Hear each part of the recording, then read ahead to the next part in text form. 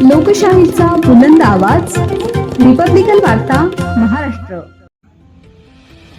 फुलंब्री जिल्हा परिषद शाळेत विद्यार्थ्यांना गणवेश वाटप.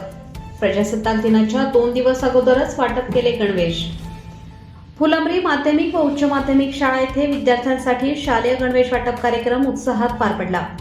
या उपक्रमामुळे गरजू विद्यार्थ्यांना मोठा दिलासा मिळाला असून शिक्षणाप्रती सकारात्मक वातावरण निर्माण झाले आहे.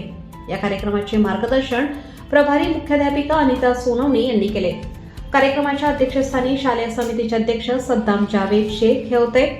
कार्यक्रमादरम्यान मान्यवरांनी विद्यार्थ्यांना शिक्षणाचे महत्त्व पटवून देत शिस्त, परिश्रम व सातत्य यांचा संदेश दिला. शाळेच्या वतीने सर्व उपस्थित मान्यवरांचे आभार मानण्यात आले.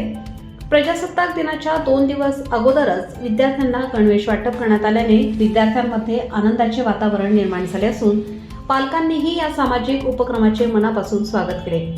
कार्यक्रमात Shrimati Shabana madam, Shrimati Gayatri madam, Shrimati Kalinda madam, Nadeem sir, Patil madam, विशेष शिक्षिका तसेच सहाय्यक बाबू मामा यांची उपस्थिती होती.